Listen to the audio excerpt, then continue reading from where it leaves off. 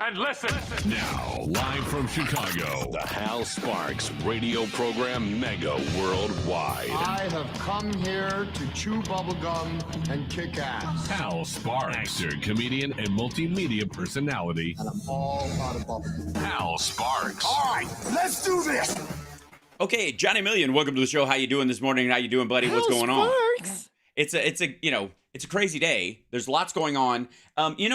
I feel like sometimes it helps us if we, to get a little perspective, to get a little, to look at the state of the world and kind of, recognize where, perhaps on some levels we definitely have room to grow as a country. Always and forever. We can always get better. That's the thing. It's like Biden says, if there's a word that defines America, it's possibilities. It's possible that we'll get better, and it's possible that we won't. But the as an ongoing endeavor, I think we're doing all right most of the time. We are, yeah, and so is Lisa Mia Moore with her super chats. She's ridiculous. Thank you so much. I don't, by the way, in the new setup, because I had to salvage my entire setup, I can't see any of that stuff. So you're in charge of that today until I get that remedy. So if I interrupt with praise from them, it's on them. So That's just right. Keep your trap shut. Don't give us any super chats. Quit it. Quit saying nice things. Not helping. Let's just start. Obviously we'll discuss the Ukraine-Russia conflict in the second hour when Philip joins us. He was on yesterday because Wednesday I had a complete flame out on my morning live stream because of issues. And for the most part, it would be one of those situations where if the spring offensive wasn't coming up, there's an argument that we wouldn't have that much to talk about that we didn't talk about yesterday. But so much is changing so fast right now that there will be a lot. And thank you, Hal Vickery. Hal Vickery gives us super chat in spite of the nice things that he can't say. Oh, that's good. Well, very seldom do people pay to shut themselves up. Quite frankly, a level of growth I will never show. That's right. So right now, I don't know how much you're aware of the current Sudan situation. No. Have you been following this? Okay, so last few days, there was an attempt at a ceasefire. There's been an ongoing civil war in Sudan for a very long time. And in 2011, there was, this basically a dictator for life type takeover. And then in 2019, there was, in many ways, it's sort of the height of the Abrams Accord stuff that Trump was doing, because the Sudan was one of the countries on the list that was going to happen very quickly. It's going to be perfect. It's been an ongoing civil war for decades, which, by the way, resulted in Sudan becoming Sudan and South Sudan, which are two separate countries.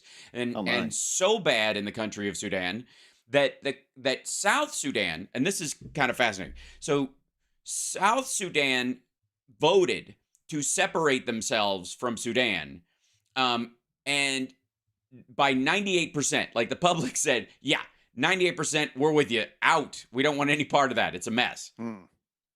And South Sudan is now landlocked because of that. They gave up coastal area. They gave up access to the ocean in that separation. That's how bad. Do you have any idea how bad things have to be in an African country for you to give up coastline? Yeah, good Lord. I can imagine. So right now there's this. There are two guys. If we'll bring you up to speed as quickly as we can. There's Al Burhan, who's the general of the military, and he runs the army. And then there's this guy who everybody calls Hemeti, and he runs they call it like the support force. It's really the rapid support force. It seems more like a rapid strike force, if you ask me. I like the idea of support, and I'm sure it made a lot of international NGOs and other groups very comfortable when they named that group, the rapid support group, when it's indeed a rapid strike group, strike force. Anyways, so of civil wars, there have been, myriad throughout the centuries. No continent is immune. And the definition of whether they're, civil or not, being that they are the same people, is the only thing that kind of keeps the Native American tribal wars, for example, being viewed as civil wars, because they are effectively separate tribes. But the idea is that they share the same land, or they did at one point, and then they stopped, which I think is kind of the kind of classical pre-nation state, international law idea of what Civil War was. Anyways, Hatfield and McCoy type stuff, I suppose, would qualify as well on a smaller scale, right? This has a lot. This is a lot closer to a Hatfield and McCoy situation, because these two guys were, basically first position, second position in the military that took over, that ousted the dictator. The dictator was ousted. I'm giving you the broad strokes because we got to catch up, but the dictator was ousted. There was a movement towards democracy. There has been one. The people themselves want it. They kind of, as bad as South Sudan has it on so many levels, they at least envy that aspect, that there's some element of that there. But these two guys have effectively, they were put sort of in charge, or took charge, to guarantee, control of the country until a interim democratic leadership could be appointed, which I know what you're thinking, as am I. You don't appoint democratic leadership, you elect them. This is different. And you're absolutely right. And it is exactly why it failed. And these guys, and this will tie into some of the stuff we're dealing with as far as Russia and Ukraine as well, in that the question always comes in, once you get power in a situation like that, are you willing or able or, averse to giving it up? Are you going to have a George Washington moment where you go, all right, you know what?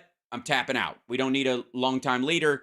I'm going back to being a farmer. You guys, pick somebody every 4 years, which is great and rare. But in the case of a country like this, your reasoning for why you would give up that power because of the power balance in that country is a lot thinner. There's a lot fewer reasons why you would step down in that situation, because there's too much upside and too much downside. Upside, you're a rich dictator who can basically kill any one of your rivals. Downside, you might be on the receiving end of some disgruntled citizens at a certain point. And you'll only have what semblance of law exists to protect you. So these guys aren't in a big hurry. But you would think, to some degree, that these guys, Al-Burhan and Hemedti would, be kind of comfortable in their number one, number two position.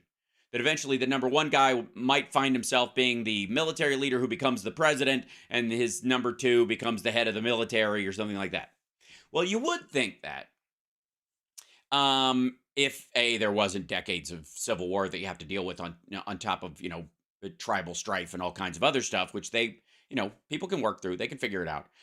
But there's a big thumb on the scale in that Hemedti, who's the lower, power guy, he's running the kind of what would effectively be the rebel forces, except they are technically part of the government, is aligned with a Syrian military leader who is funded by Russia and is supported by the Wagner group. And 4 days before the latest big attack that's led to all the bloodshed, a Russian airplane, like an Su-42, I believe it was, landed in Syria, or at the Syrian, just across the border in Syria. Interestingly enough, and this is all over social media throughout the Middle East, this plane took off from this base. This Russian plane flew in, landed there, took off, flew into Sudan, into Khartoum, the capital, and dropped off a bunch of stuff, and then flew out. And the Hemedti forces, the support forces, suddenly had a lot of ammunition. suddenly had a lot of weapons and suddenly had a lot of Wagner support. But why? Why, Johnny Million? Why? Why Sudan? I don't know. Could it be? Do I need to riff long enough for you to take a sip of your delicious beverage? Nope. I was genuinely asking. Would it be something like they care about the governance of Sudan? Oh, it's definitely altruistic. Yeah, you think it's a charity thing on there? The Wagner The Group greater is good kind of vibe that you get. Yeah, sure, total NGO. It's because they've been trucking and training out gold out of the western part of Sudan nonstop during the conflict. And Hemeti basically seems to have an agreement with the Wagner Group and the Russians that he will effectively continue the chaos long enough for them to bug out with some of that stuff as long as he gets some. Now, the gold?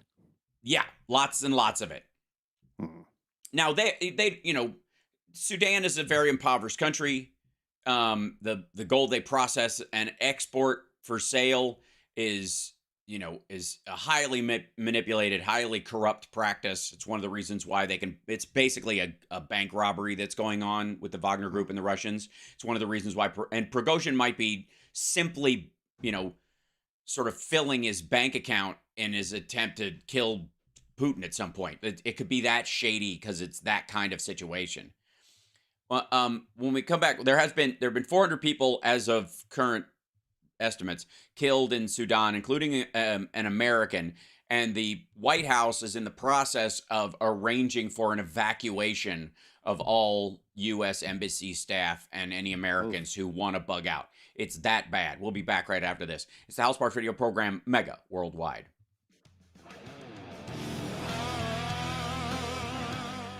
Hi, chat room. I feel a gold commercial coming. Yeah, well, you won't. I have to say, the chat room's like, I feel a gold commercial coming on. I'm like, you know what? No. And one of the reasons why not is because big dick pills. Never even had to stop on one of those ads. But when you watch Alex Jones, it's always supplements. That's right. Well, I fast forward past those parts. I get to the pancake batter, like the stuff where you're like, I don't know that. How much waffle mix? The protein pancakes. That keeps forever, right? Those are And it's funny, if you eat it, you don't get bloated and red and angry. It's weird. I don't understand. The last clip I saw you working with of him it was this past week. He can kind of not talk anymore. What is happening? Acid reflux. 100%. Crazy.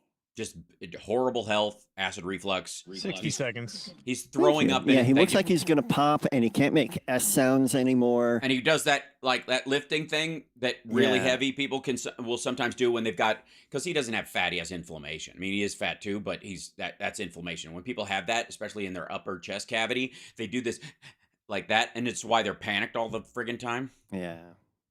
Because they can't breathe. Let me grab this. So, yeah, he's got a bloody ulcer, exactly. Coming back in just a couple seconds, chat room. Hi, everybody. Like and subscribe. Give a thumbs up. Subscribe. We're so close to 50K. 50K. Oh, that's right. And subscribe to Johnny Million, too. I'm at like 270. There you go. You got 270 subscribers or followers? Both. Subscribers. Excellent. You're locked into the House Sparks radio program, Mega Worldwide. So I in an attempt to try and stabilize what's going on in Sudan right now, the U.S. has formed what's called the Quad for Sudan, which is the U.S., the U.K., Saudi Arabia, and the UAE. And Sudan being largely Sunni Muslim, and this sort of back and forth between, dealing with the Wagner Group and others transporting Sudanese fighters to Yemen to fight on behalf of the Houthis in Yemen, and the idea that some of the reason why this is popping off is because the Saudi Arabia and the governing body of Yemen, who is not the Houthi rebels. The Houthi rebels are in the north, closer to the border of the Yemen war is really about this border area. It's very much like, in a much bigger scale, it's like the Moldovan region between, Ukraine and Moldova that Russia wants. It's the Houthis are like the Russians in that group, in that section. Okay. They want, and then they want to spread both directions is the idea.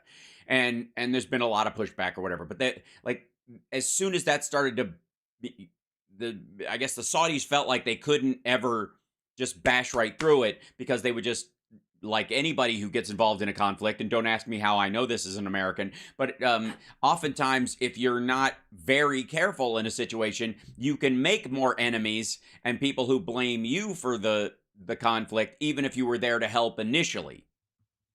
So the Saudis found that out the hard way in their relation with the Yemeni government, and in sort of the brokered talks around Iran and all that stuff that Iraq has been doing, and the UN did, that China got credit for a month or so ago. The fighters that were Sudanese that were siphoned down there have started to return, I guess, which has also heightened the tensions initially. But the most bizarre thing about this entire situation, and again, it is breaking news at the current. It is a big deal. In any other situation where there wasn't something like the Ukraine war going on, this would be the primary news. This is, Okay. this is Serbo-Croatian, Kosovo kind of stuff. This is absolutely, or Arab Spring, or Libya and Gaddafi level stuff as far as the conflict. It's been going on for a long time, but this current dust up is extremely bad. They're jet fighters bombing cities. And it's so off the radar for a lot of people. But it boils down to the personal relationship between this Al-Burhan guy and Hemeti. Like, they are, at one point, they're across the board. This is from Al Jazeera, UN, New York Times, various disparate groups, of how this most recent fight started. Is because these guys who were working together to shepherd through, in theory, a democratic system in Sudan, got mad at each other over something. Somebody was stepping on somebody's toes. Obviously, the Hemeti guy thought he was going to be sort of the head of the military, and everybody would just move up the ladder, and he wanted to be the number one guy. But there was a conversation about he shouldn't have a back channel to the civilian government once it's set up, because that's Al Burhan's job as the head of the army. And so he was like, "No, I want a red phone too," was basically it. And they stopped talking to each other. This is from Axios' reading of it, but this is last week. The Sudanese source said the Quad for Sudan, which includes U.S., U.K., Saudi Arabia, and UAE, gave both sides a proposal. We were almost there. Blinken called al-Burhan and urged him to resolve the final sticking point between them, reminding him of his commitment. But by then, the talks between the two generals had fallen apart, and both sides began to prepare for an armed confrontation. This is the disagreement was centered on the military chain of command that what it would look like in civilian-led Sudan. A senior U.S. official and Sudanese source told Axios. While al-Burhan wanted to be the top military figure and the only one to report directly to the civilian government, Hemeti demanded to have his own direct channel to civilian leaders without having to go through the commander of the military, the senior U.S. official. That's what this is all about. This is about that foreign people have died in the last few days. They couldn't even hold a ceasefire during the Eid religious holiday, and there is no reason to expect that the truce, it failed to start with, and why this is going to stop anytime soon. Right now, it is a matter of just, we're in a refugee situation where people who had come from surrounding countries into Sudan are now running out. And it will break over the next couple of few days, in the next week or so. Like I said, the U.S., the U.K., the UAE, and Saudi Arabia are all trying to tamp down the violence and get it settled again. Mm-hmm. But in the middle of all this, in throwing a monkey wrench in the entire system, is arms shipments from the Russians flown in directly from, Bashar al-Assad's Syria, and a governor who believes that ultimately the result of this will be a split, just like last time, where we have a South Sudan, and then Sudan becomes East and West Sudan, with the West being the valuable part as far as shipping, and the East being the valuable part as far as shipping and supplies and other stuff, and the East being valuable for simply its mineral rights and the gold, which is the part that Russia and this warlord in eastern Syria wants to take over. There is, and when I talk about the China issue with folks on my regular live stream, and when we discussed it here a few times, there is a war over who is going to carve up Africa, and the aversion of and anger towards, and especially in the case of companies like Exxon and others, the absolutely reasonable aversion to multinational corporations, U.S. and UK centered ones like BP and the like, especially around oil, and the damage they've done in Africa, and our kind of collective shame and aggravation at it, and their attempts to greenwash themselves as they transfer into being renewable transmission companies, as opposed to transmitting energy from one place to another, as opposed to digging it up out of the ground and setting fire to it. Our aversion to that is keeping us 5 steps back from our involvement in Africa, because the idea is it's always imperialism. If we go there, if UN troops are there or US troops are there, the only reason we're there is so that we can set up a Starbucks and kill everybody. And because that's the generalized feeling, it is. I mean, look at Carlin's That is an bit. awful business plan, by the way. It's terrible. It doesn't work very well Setting at all. up Who are you going to sell the Starbucks coffee and then to? killing everybody? Yep. Yeah. Well, and moving your own people in is the idea, or what have you, or like a new version of South Africa. The problem with that feeling is that while things that America has done in the past, and especially I would argue UK and BP or multinational corporations in the past have done, and our reliance on oil has made us kind of tiptoe backwards from going after them as much as we could, because again, one of the reasons why the BP head after the Gulf oil spill said he just wants his life back and he doesn't know what the big deal is because the head of Exxon hangs out with that dude, and Exxon dumped that amount of oil into the Nile and the Congo every year, forever. So he's like, what? I don't know. It's a giant body of water. What's the big deal? That's why he feels that way, because his direct competitors have been poisoning, African rivers and streams for decades. That said, because of our, reticence post-Iraq War, post-Vietnam, and pick your poison, the two groups that are stepping in Africa the most are the Chinese and the Russians. And in the case of the Russians, it's almost solely the Wagner Group. The Wagner Group is a private military organization, and they work in lockstep with the Russian government, and they sort of clear the brush. They come in and make the ground ripe and desperate for Russia to cede whatever industry or take what they want.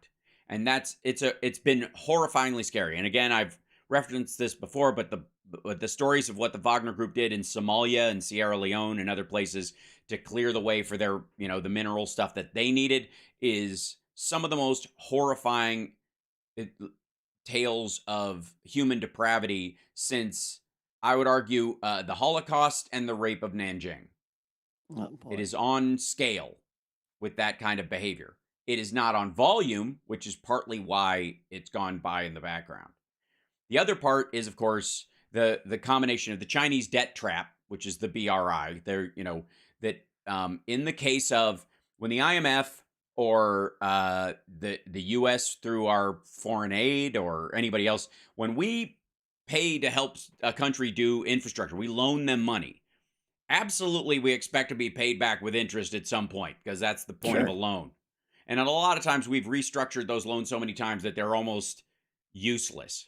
However, at no point, even when we bring in, like, we go, all right, we'll set up a system for you or help set up a system for you, but we've got to have some oversight on the ground to make sure that's where it goes. We're not just going to give you a blank check because it always ends up someplace terrible. So we're going to send some engineers or, that kind of stuff in to help you make sure that it's basically audit the loan in that regard to make sure it, because it's going to be continuing ongoing payments because it's in our budget. That way we budget it out over 5 years or what have you. The Chinese don't do that.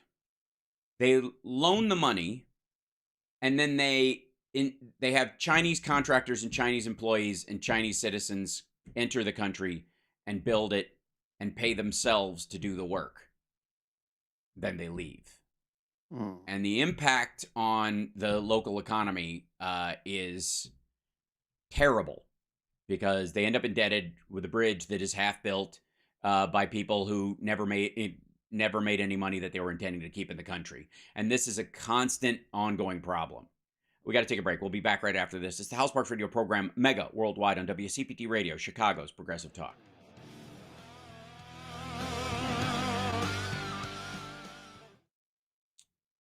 Let's see. I got to bring it domestic right after this one. There's just so much stuff to cover. So much. I was blown away by the Supreme Court decision. Yes. Yeah, that's literally what I'm clicking on right now. Open link. Do you mind if I noodle when we come back? Not at all.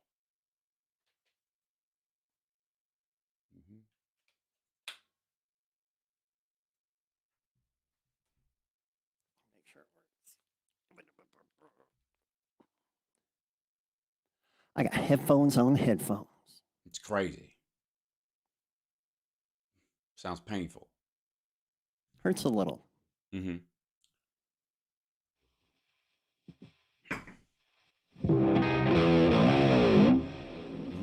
You hear it? Yes, I do. Woo woo.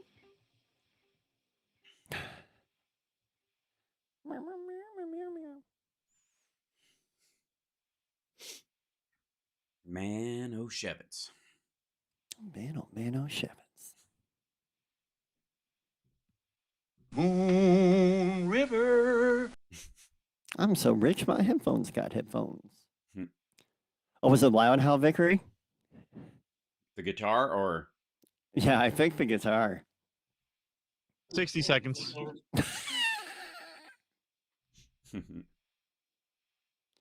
Moon River. Did you actually hear it? I heard that, yeah, loud and Okay. clear. Oh, good. Okay. I activated this extension in Twitch that had some sound effects and things, Yes. and I decided that I didn't like the interface, so I deactivated it, and it Mhm. won't fucking go away. Oh no. Like it's got all these like empty windows of like people are spending their channel points trying to make sounds that don't work. So I'm trying to undo that. So did you hear I saw King's X over the weekend? Yes, I did. We saw the picture. You sent me the picture. You guys did. It was so nuts. It's lovely. Ty, who 10 might be seconds. listening right now, yelled my name from the stage, and I thought I was Aw. going to shit my pants. Well, don't you usually though? Yeah, but not that early in the night. Time constraints. All the creativity has been removed from the House Parks Radio program Mega Worldwide Bumpers. And I'm here to prove it. Now welcome back to the House Parks Radio program Mega Worldwide. Go for it, Johnny Million. That's pretty loud. Got my crazy bright lime green something or other. I do have a YouTube channel. He does.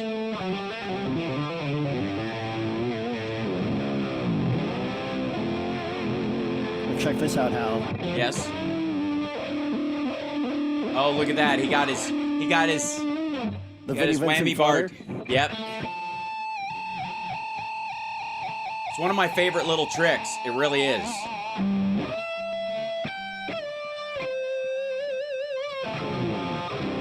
So come, there's so much more. There is. So check out his Twitch channel. It's Johnny Million. It's Johnny Million. It's Johnny Million. Same on on Twitch. YouTube. It's Johnny Million. That's right. Excellent.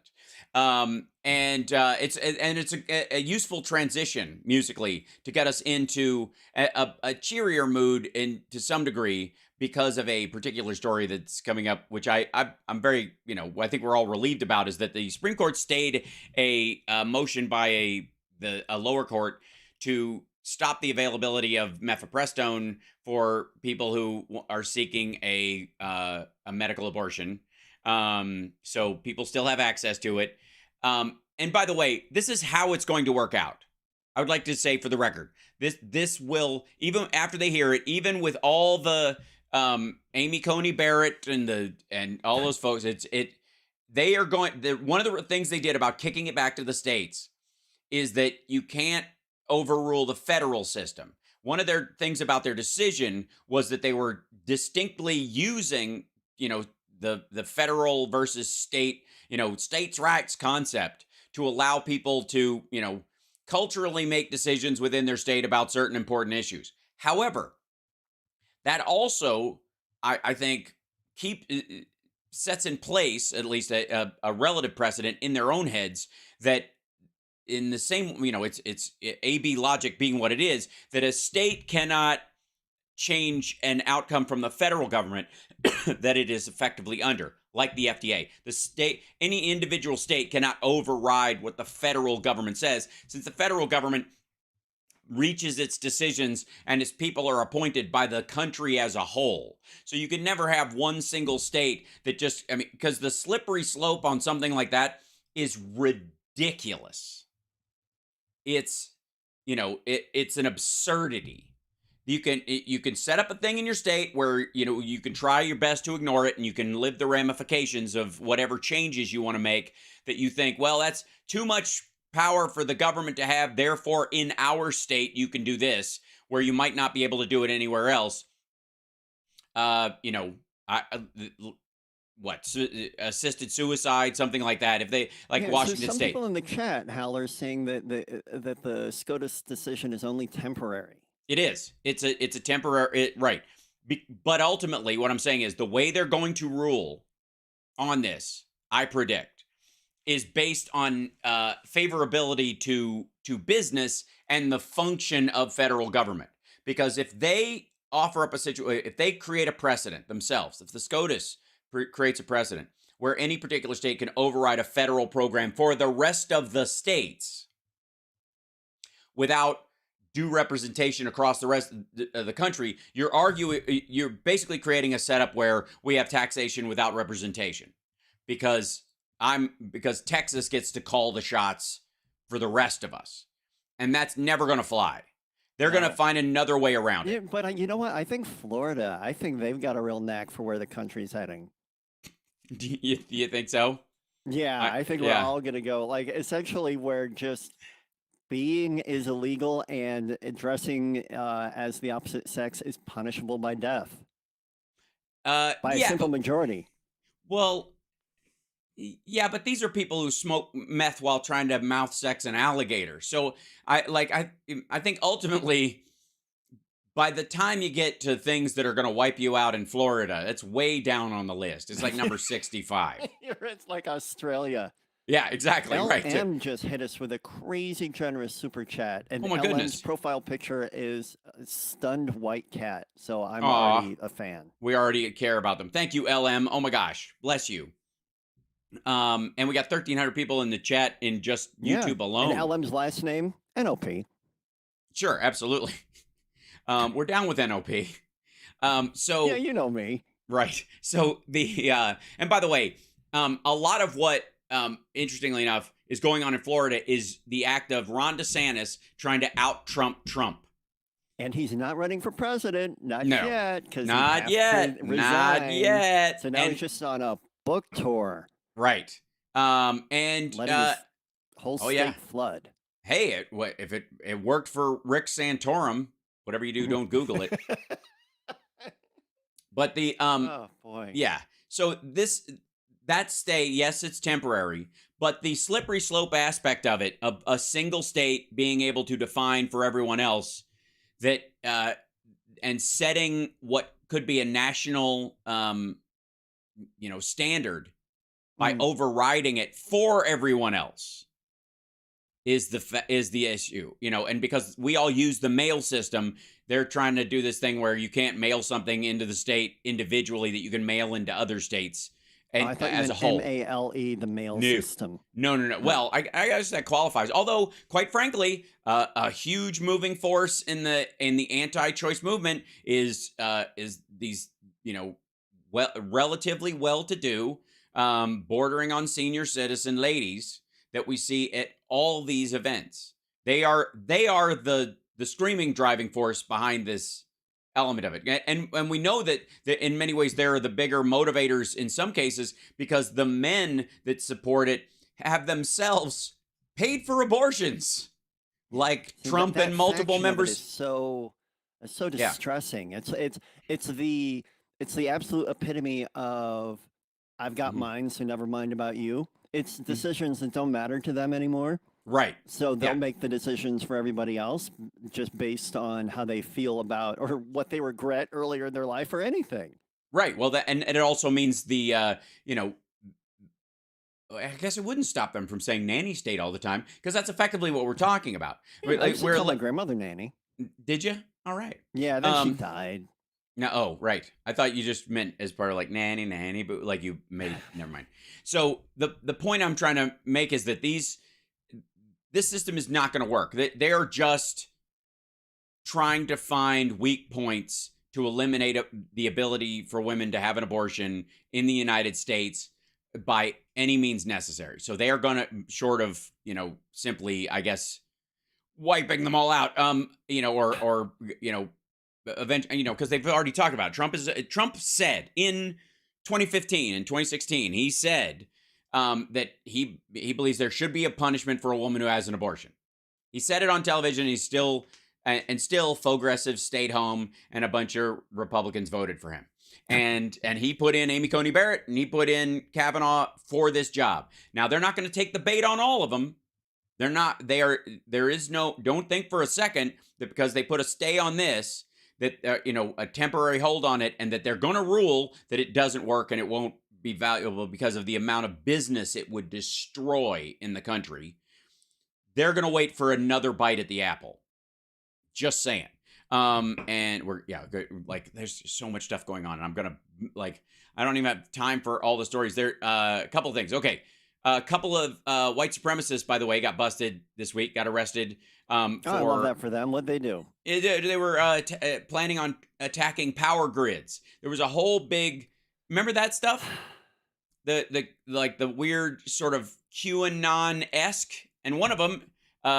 Let's see. It was Christopher Cook of Ohio and Jonathan Frost of Texas and Indiana. He moves around a lot. He was couch surfing.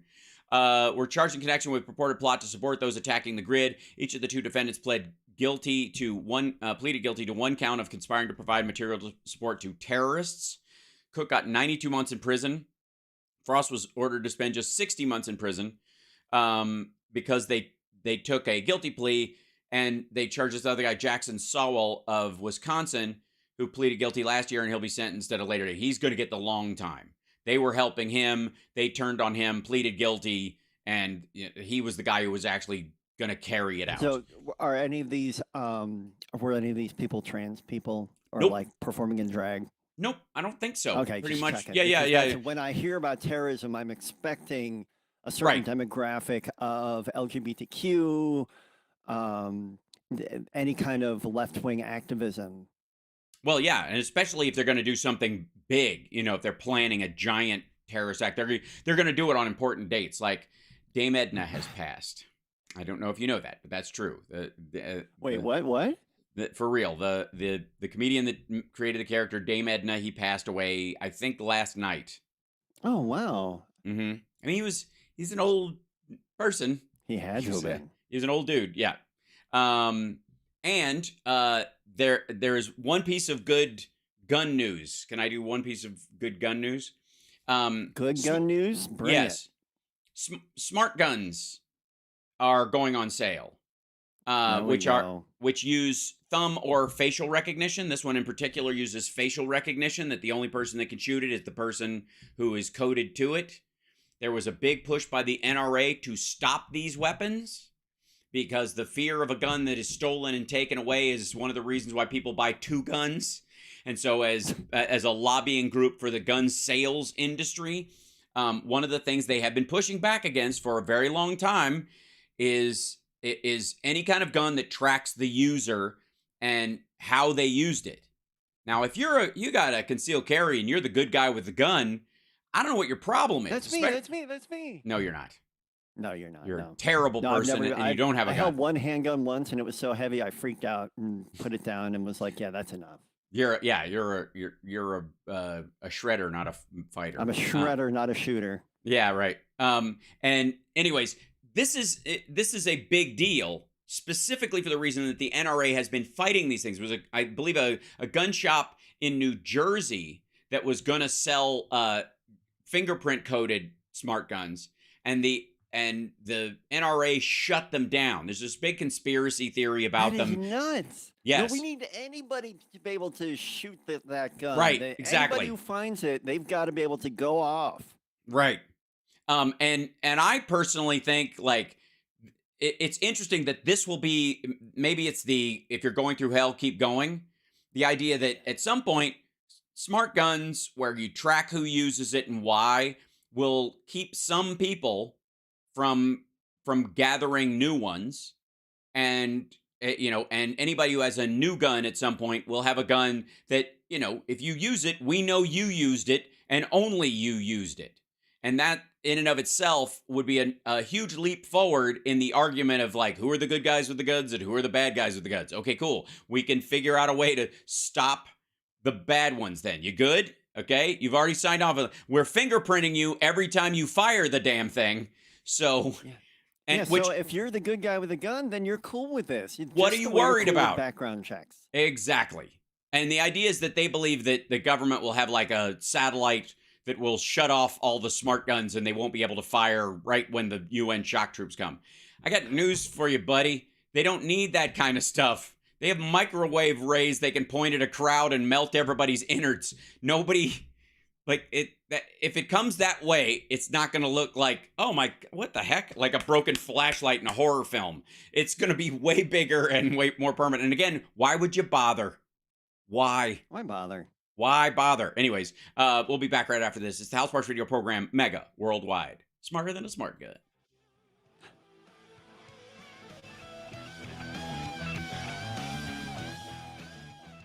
That's me too. I know. It's fantastic. I was collecting stories last night, and I swear to God, I was like, each of these stories, if I talked about them for 3 minutes, I would never get them in because there's so much shit going on. Let's see. That's the next one that kind of will lead us in. Oh, yeah, there's a follow-up. You remember the story about James Gordon Meek, the ABC reporter? They raided his house, and everybody's like, they raided it. The Biden administration is raiding a journalist who has classified information because he's the next Snowden. And it turned out he had child porn on all of his stuff. Yeah. That's such a bad look. It's a real bad look. They were like there's no recovering from it. No. And he was trying to. There's no gray area. I guess there is, though, because Scott Ritter is all over the tanky broadcasts, and that dude did 2 years for propositioning a police officer that he thought was a 15-year-old girl. And again, lived in Russia for 6 years. I don't know. I do not know. You can't find anybody else. You can't, tankies, you can't find anybody else. Right. No, he's the most talented. It's a meritocracy. Yeah, he's just the best at he's just so good that he's so good at being wrong. Pedophilia. He's so good at everything he says not actually coming to fruition. Yeah. Jesus.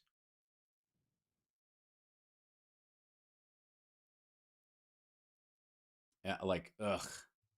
We're 20 seconds away. Thank you. From what?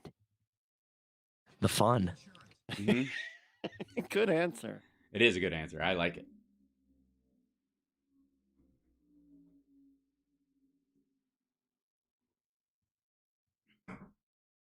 Just so you know, I'm still here. Buttery. Buttery. Buttery indeed. Attention, attention, stop what you're doing. Because we're coming back to the Hal Sparks radio program, Mega Worldwide. They went a little crazy with it, and I appreciate it. Now let's get back with Hal Sparks' radio program, Mega Worldwide. Oh, it's such a there's so much going on. Let me do it. Look, that it kind of grabs a hold of your brain and sets it on fire. First of all, okay, a Bellingcat reporter has been arrested in absentia in Moscow, meaning that an arrest warrant. That's how they do it there, because they're just not. They're on the journalism beat now. That's like Russia's found its sweet spot. They're just going to arrest like anybody they can get their hands on. Nice. We talked the Jack Teixeira, the guy who worked in the Massachusetts National Guard, who leaked all the documents. Turns out he's been leaking stuff for a lot longer, and posted a message the day that he got busted saying, you know, guys, I don't feel like I'm gonna just put out documents anymore. Because apparently, you know what? I'm so over this. I think people are on to me. Yes, right. There's a knock at the door, and somebody at the one of the guys that may have been helping me a little or looking the other way has started looking at me funny. Terrifying. Yeah, and he's bugged gone out away for a long time. Because it was all slapdash. There is no. Don't anybody think for a second that this is like he was revealing the U.S. corruption or violent acts by the military, anything even close to stuff that has come out because of Reality Winner or Chelsea Manning or any of that stuff. No, this isn't any of that. He was just being a lazy moron, just putting stuff out for like lulz and cred in a gamer chat. That's it. Let's see. Let's see. I want to grab one. I feel like I want to do. Okay, so there's a story about Apple. And we've been talking about them extracting themselves from China. They're moving their entire MacBook factory out of China and into Vietnam. Wow. Yeah. Yep. They're building a $120 million new plant where they're going to have it assembled in Vietnam. That's happening now. That grounds broken. There's a Harvard scientist, a chemist specifically, who was arrested because he was giving secrets to the Chinese, and he's trying to get out of out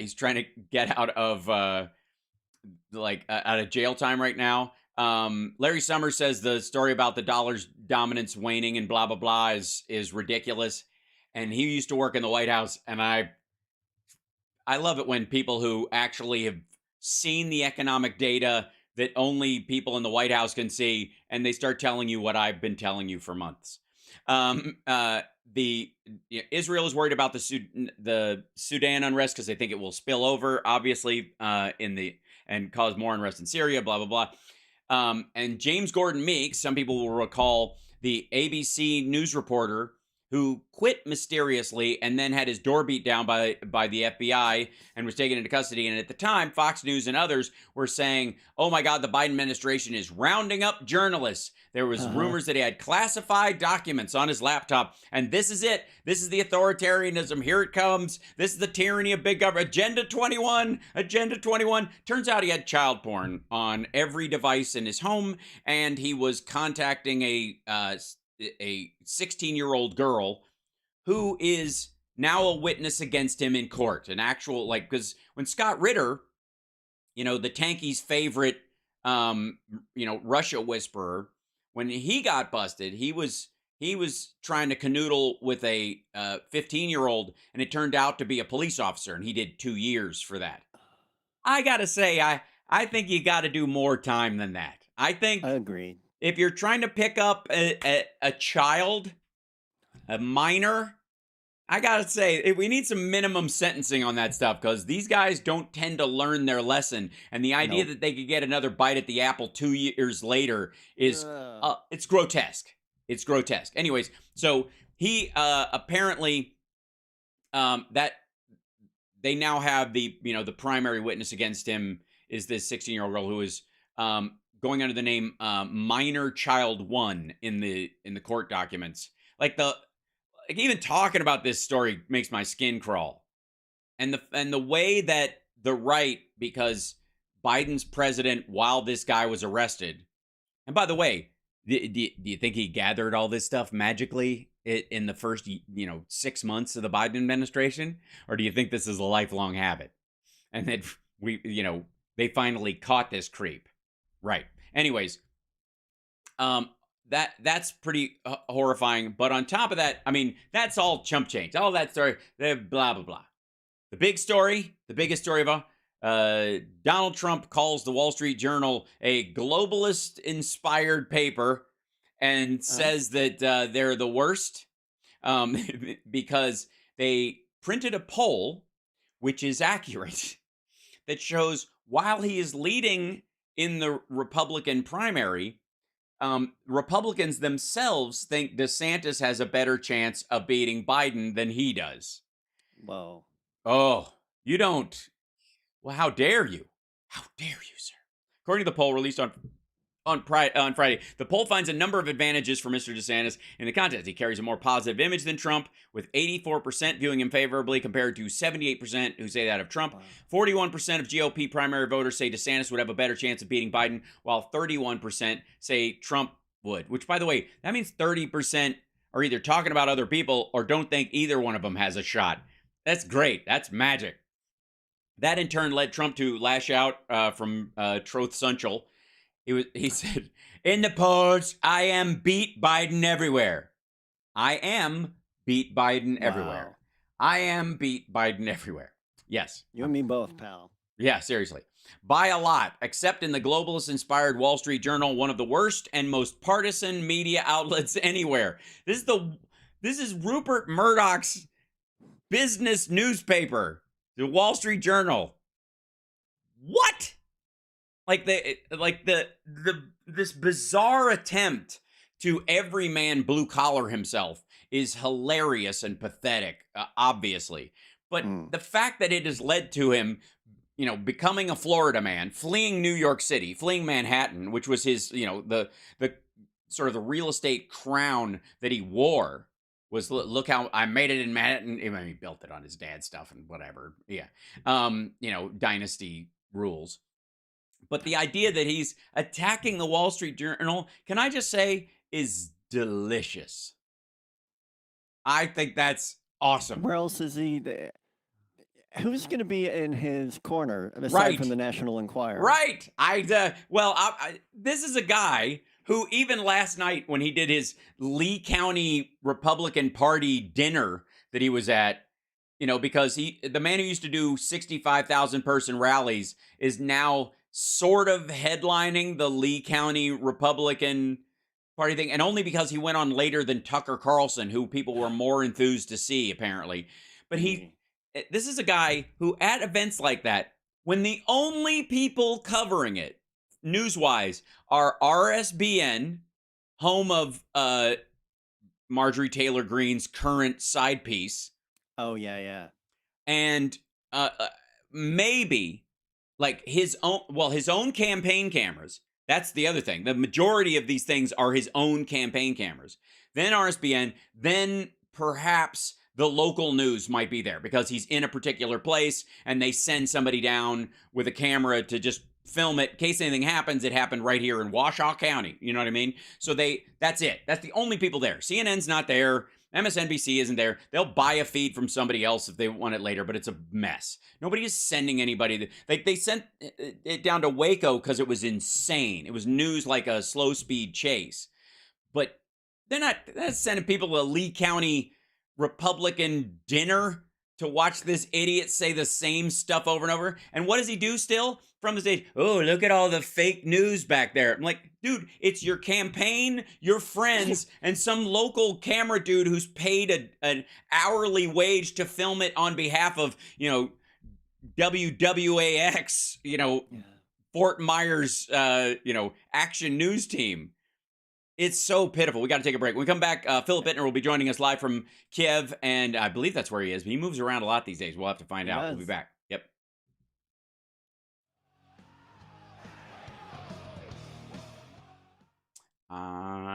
like, dude, hold on. There's a.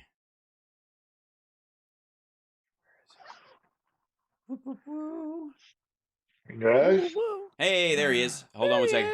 I got to set this one up. Hey, yo. All right, hold on one second. Copy that link. And then I'm going to go to, I got to go to studio mode. And then I got to go to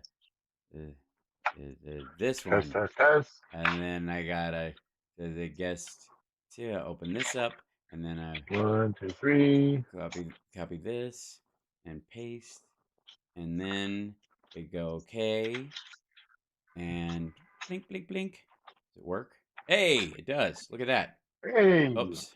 And then take this over here. Da, da, da. And then I think I have one more thing. Oh, yeah, hold on. Test.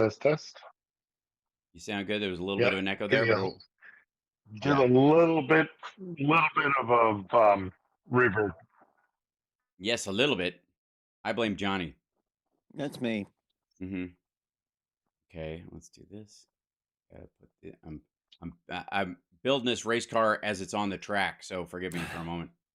And Counting right. Millions. Let's see, drag this up a bit. Whoops. Reverb seems to be less. Uh-huh. There was So slightly there, but not bad. That's like a slapback kind of situation. I'm not quite sure where that comes from. How about here? Check. See, can you hear me, Johnny Million? Everything? Excellent. Okay, cool. Hopefully. You hear you? That's weird. Check again. Huh. Why would you're all in the same thing.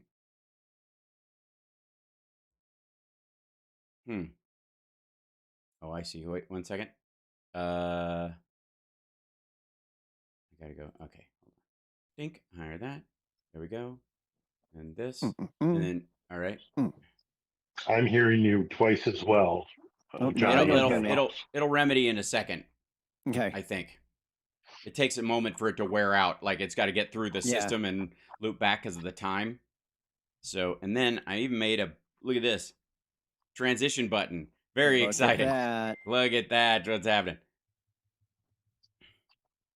Oh, and they can. Hey, there I am. Hey, look at that. And then we get out of studio mode. And no echo. Even better. I think it might be when I'm in studio mode that it uses multiple sources audio-wise. So you can hear what's going on and what's going to be going on.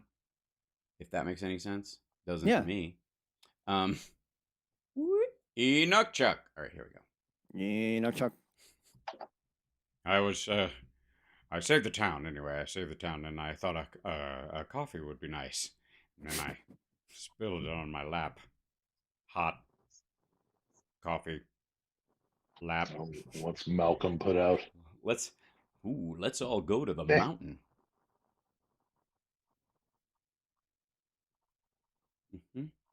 Hold on 1 second. Blink. Blink. Bye. Oh, I hear him. Bye. Wrong camera. So I won't be able to use my other stuff if it's still in there. I'll be back in a second. You're fine. Okay. Video capture. Okay. Connie Kelly wants to know what times will work for you. Oh, hi. Huh? For me? I'm once again playing Connie's personal assistant. 8 hours ahead, I believe. I believe I'm 8 hours ahead of Connie, so... Gotcha. We're back in 20. Thank you. Oh, and I hear Chicago. Hello, Chicago. Look at that. Hey, Philip. Hey. Cool. You need me to answer your emails for you, Phil? I'm good at it. Ha! What do you charge? I know the best answers.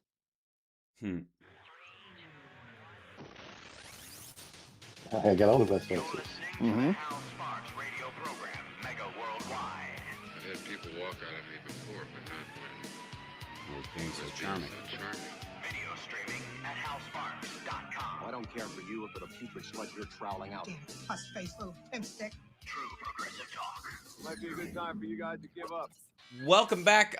Philip Ittner joins us for hour 2 today. Very exciting. Glad to have him here. How you doing, sir? Good, thank you. Lovely Excellent. day in Kiev. All right on. Beautiful sunny spring day. So, well, that's it brings us to the possibility of the spring offensive, which I think is that's right. yes.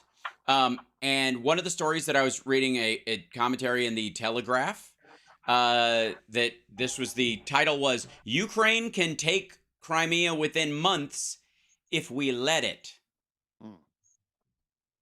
There is no need for a diplomatic solution. Russia's war could soon be brought to a humiliating end. This is Ben Hodges writing this. Yeah. I love General Hodges. I truly do.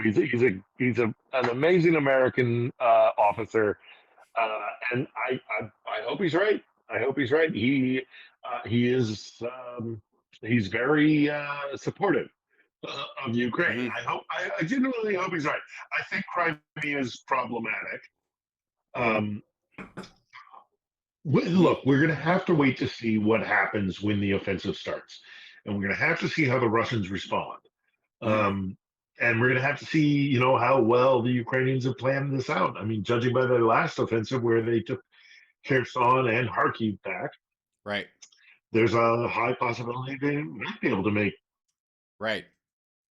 the real significant gains. But it also depends on the morale and the organization of Russian troops. But Ben Hodges, I've known Ben Hodges for easily 20 years, and he is an interesting fella.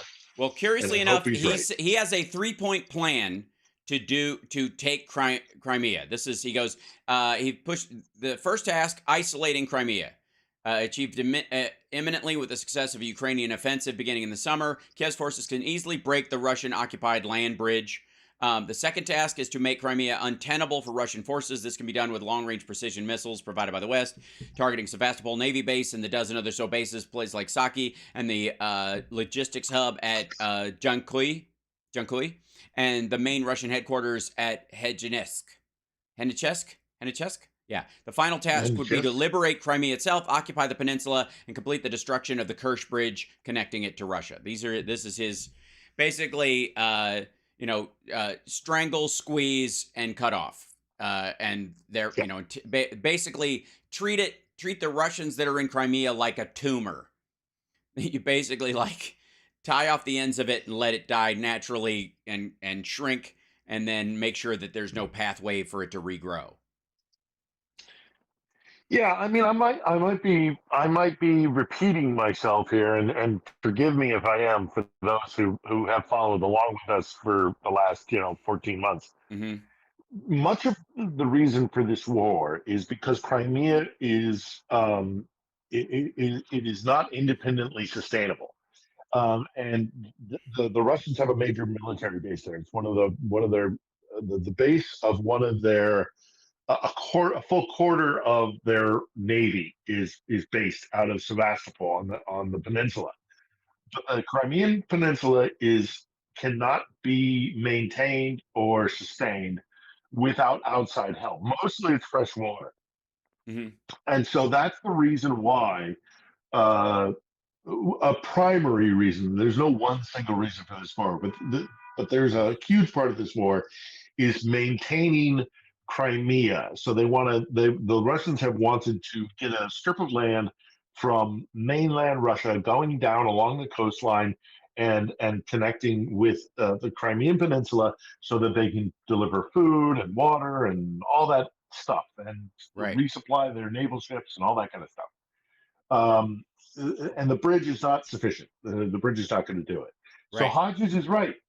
That if you cut off the land bridge, Crimea will not be sustainable. And you can like an old style siege, you can let them run out of food and water and get to a point of desperation where it's a negotiating point, or look, we don't know what that kind of scenario is going to look like, but you can easily cut off Crimea. Hodges is right there. And now the big question is how that's going to roll out. how that's Sure. going to happen. So, well, I mean, I've said, Easier for, said you than know, done. I've said that there's a strategic belief in Russia that Crimea gets lost if they bifurcate the Donbass anyway. So that's why fighting in Bakhmut has become such a thing, because if that gets split into two, the southern part of it falls faster than the northern part because of its connection to Russia and Belarus. And so and then Crimea is next, and they kind of know that, so they're trying to keep that whole thing together, but they don't have the resources to do it. And they're just spending ammo and human lives doing it. The other big story I think that we've been talking about is, of course, the idea that France was playing footsie with China and was, and by the way, a misreading of the actual words said by Macron, which was, we're not supporting Ukraine and supporting their independence and stuff because the US is telling us to. Europe makes its own decisions for how it's going to behave, and that's we're not a puppet, is effectively what he was saying to the Chinese government. A lot of people took that as, we may go our own way on this or decide to go a different way than America because America is supporting the Ukrainians, so there might be an option for us. That's not at all what was said. And what's weird is the only people who seemed to believe it on the diplomatic level were the Chinese, where the ambassador to Crimea, the Chinese ambassador to France. The Chinese ambassador to Paris. Yes.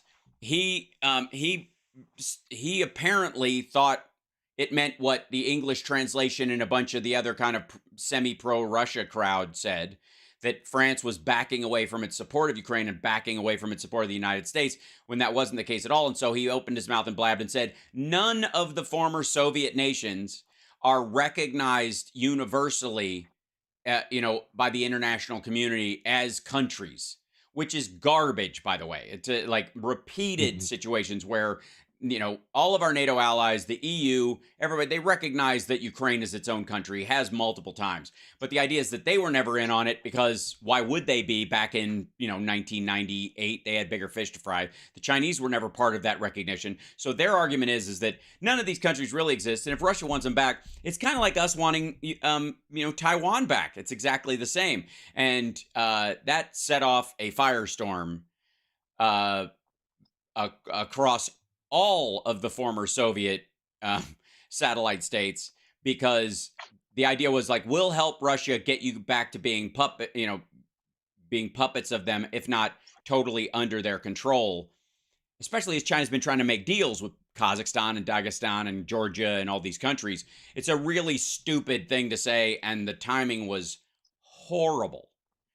So that said, my curiosity is what's the feeling in Ukraine right now as far as world support for what's going on, and is it really like, we know the tanks are coming, so we're just waiting, or we know the offensive's coming, so we're just waiting, and the rest of this stuff is just blather?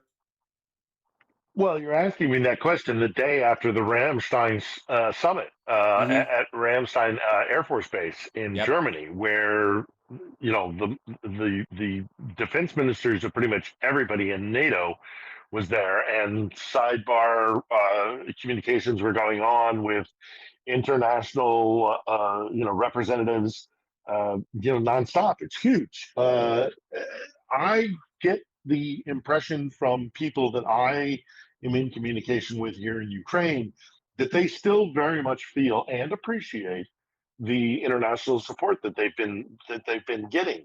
So this China France thing, it's something in the news cycle that will come and go. France is not going to abandon Ukraine. The European Union might have an agenda that maybe Kiev will have to work out with Brussels. Individual nation states within the EU, they might have to negotiate and talk about. I mean, Hungary has its own kind of thing going on with Orban. Of course, the Baltic states, and Germany has its interests, and the UK and all the rest of it. But at the end of the day, I think Ukrainians do know that the world, by and large, supports them, because they can see what Russia is up to. It's despite all the conspiracy theories and the protestations coming out of Moscow, the world doesn't support the vast majority of the world does not support what Russia has done, and they can say what they want, but the support is still there. Yep. We're going to take a break. When we come back, I asked the question that I think everybody's wondering. What happens if Russia runs out of vodka? Oh, my. That's a real thing. We'll be back right after this. It's the Hal Sparks radio program, Mega Worldwide. Now with 100% more Johnny Million. It's Johnny Million on YouTube and Twitch.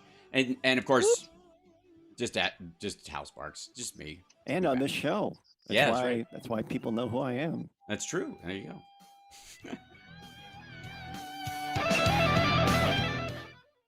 Trying to center your name under there so it's not overlapping. My aesthetic issues are bothering me because I'm building this on the fly. There you go. Much better. And hi, chat room. Get your questions ready because I'm going to ask you guys in a second. Yeah, there was an idea that I guess Putin wasn't drinking for a very long time. He was different from the other leaders. Maybe he just didn't, maybe it was pre-COVID or around COVID where he was worried about his health, so he stopped drinking. That stopped apparently. And that alcoholism in Russia is so horrible right now. I can't even I got to find a translated version of this article that this is where's the quote? This is amazing. It's impossible not to drink here because everyone drinks there from morning to evening. There at 13 o'clock, the governor who plants a bottle of vodka in himself is an ordinary governor because he needs to pour stress somehow. Just dousing his stress in vodka. Good Lord. Yeah. Yeah. That's what they do. That's what they do. Yeah. Okay, we'll come back in just 1 second. And hi, chat room. Hello, everybody.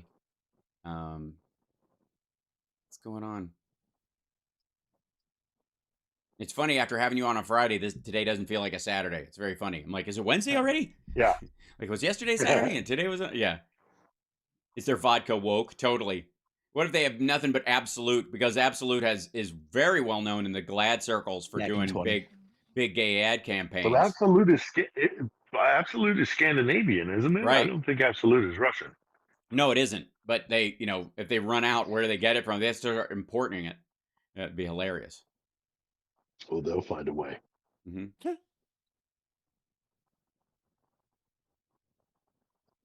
I know I'm only on 1 day a week. I get it. I'm going to have to jump on GarageBand and start sawing something together. This is the Hal Sparks Show. Wow. And a guitar note, and then progressive, and all. Yeah, it's going to be good. Hey, Hal, did you mean something like this? This is the Hal Sparks Show. Wow. And a guitar note, and then progressive, and all. Yeah, it's going to be good. The Hal Sparks radio program, Mega Worldwide. Yeah, it's going to be good. All right, as a teetotaler, I will have to defer to you two gentlemen in terms of this appeal of this substance known as alcohol and its myriad of forms. That I am baffled by even having a little of it. It makes no sense to me. But I understand that there are people in this world that consume lots of it that aren't Irish. And apparently those people are Russian. And it is so heavy an aspect of their consumption that they're in danger of running out at this point because of the war. And that the leadership is consuming so much vodka during the day that they are all effectively blinding drunk every night. It's like Michael Jackson and his anesthesiologist. They just chemical themselves to sleep because I guess they can find no other way. I mean, if I was Putin, the only way I could get to sleep is if I was knocked out because I'd be so paranoid that somebody would try to snuff me. And the only thing I would trust is the same bottle everybody else is drinking from, I guess. You wouldn't trust somebody to give you a shot, like Elvis or Hitler. what happens when that happens, Philip Bittner? What happens when they run out of alcohol? What's the DTs like in Russia? They'll never run. They'll never run out of alcohol. They will find ways. They will. I mean, there were stories in the worst era of the kind of collapsing period of the Soviet Union, where there were stories about people like drinking antifreeze and like distilling antifreeze so that they could get the alcohol from it.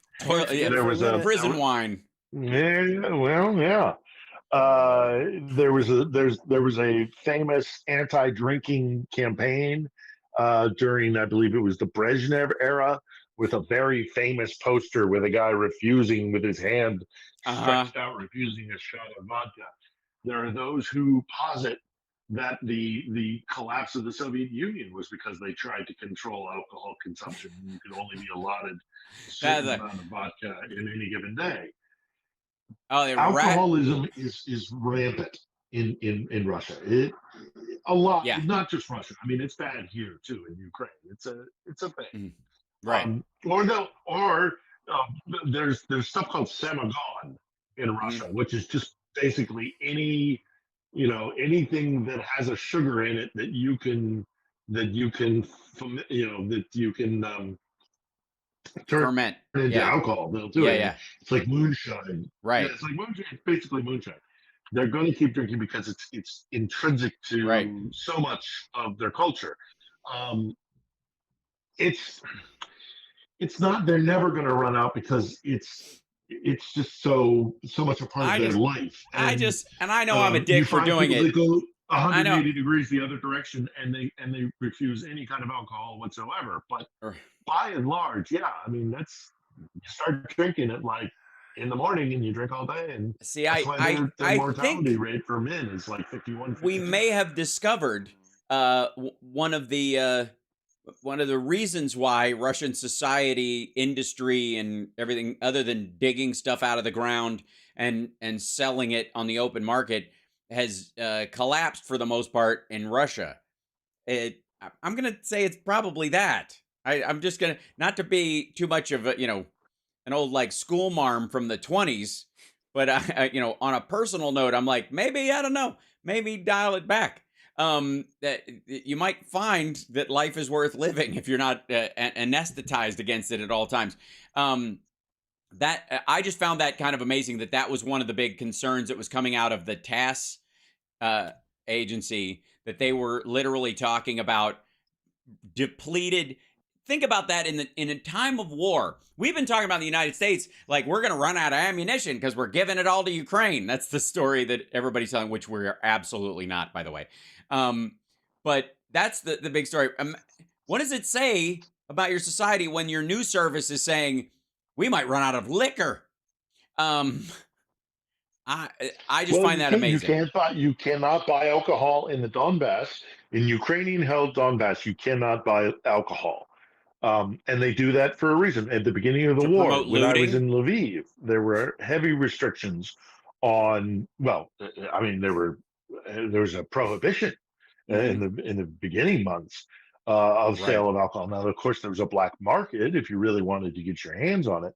Right. But the Ukrainians are smart enough to know that maybe at a time of war when we're being, bombed and all the rest of it, we shouldn't be letting people buy vast amounts of vodka. So it's a problem here as well. It's not just Russia. There's a whole heavy drinking culture it's you see it on the streets in Kiev. You guys who are just today. I took a nice little stroll around town. I saw some really interesting things that gave me some. I posted a photograph. They repaved the main town here, the main street here in Kiev. That was neat to see. You don't do that if you're on the verge of defeat. That's a positive, forward-looking idea to repave your streets.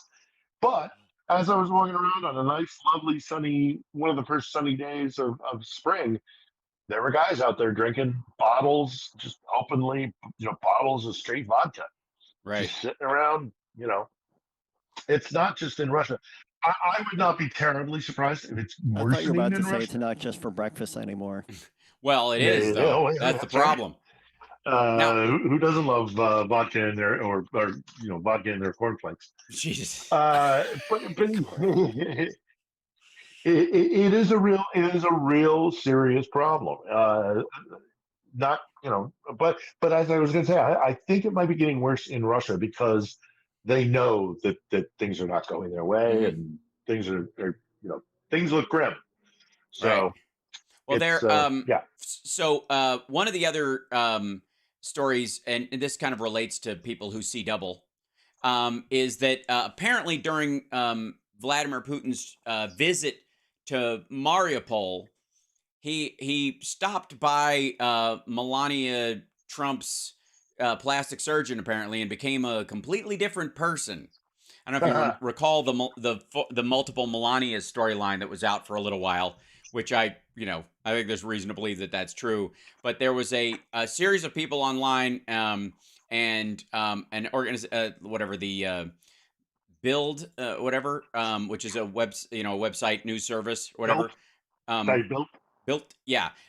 They went through and all the pictures and video of him there, and basically pointed out it's a different guy. It's completely a different guy. And I mean, I don't necessarily. I wouldn't go anywhere if I was him. Yeah. Right. Especially someplace like that. You're going to save your trips for meeting with Xi Jinping and others. But the pictures that they bring out are pretty extraordinary. Like, you look at both of them and you're like, yeah, it's not even close in some cases. The ears slant the wrong way. The chin's way bigger. The nose is wrong. Like, it's, we see these kind of things on the web all the time because QAnon people think everybody's a clone. But in this particular case, he's known to use doubles. And he's, this trip to Mariupol was, I mean, you contrast that with the fact that Zelensky's going. Zelensky goes to these places. And Putin is sending doubles, and it's become a rather like normal aspect of the story around him. Yeah, I've been reluctant in the past to give too much oxygen to this kind of discourse because, I mean, yeah, maybe, but it doesn't. I mean, ultimately, it doesn't change an awful lot. Right. It does show his mentality. It does show his where his head is at. I mean, we are hearing so much more and more about how psychologically and mentally he might be in a really bad place. A lack of trust of anybody, paranoia, again, alcoholism, himself from everybody. if he's began drinking again, he's never been a heavy drinker. He's not like Yeltsin. Pardon me, but that could be part of it, but he's not doing well. Right. And I do think at this point it's undeniable he does use doubles. Yeah, that's I just found that to be a particularly funny story. Like we heard about Saddam Hussein. It is nutty. Yeah. and it does look, if he went to Mariupol or if he sent a double to Mariupol, it kind of, the one thing it does actually do, and you're absolutely right to point that out, Al, the fact that Zelensky actually goes to places. I mean, Zelensky was in Bakhmut 48 hours before he was on the floor of Congress addressing, the U.S. Congress. That's gutsy. That is, that is a morale boost, and it also sends a signal. Whereas, if indeed 100% it is proven that Putin used the double to go to Mariupol, it shows that he doesn't feel as secure about visiting a place like Mariupol, right? Which was contested for months, has been subdued, I'll say, and there are a lot of Russians that have been brought in there to build a kind of a Potemkin village to show that, look, we're great when we conquer. Yeah, you abduct all the locals and replace them with your people. It worked for the Han Chinese, in China throughout the entire western part of the country, and then even in Tibet. We have to take a break. When we come back, I'm going to use the word no one should ever say. You're not even supposed to say it. And then, of course, I'm going to say it because that's how you always... You say you're not supposed to say something, and then you say it immediately afterward. That's how... we work now. That's how life is. We'll be back with your questions, too, in the chat room for Philip and via Johnny Million. He will be farming them during the break. We'll be back.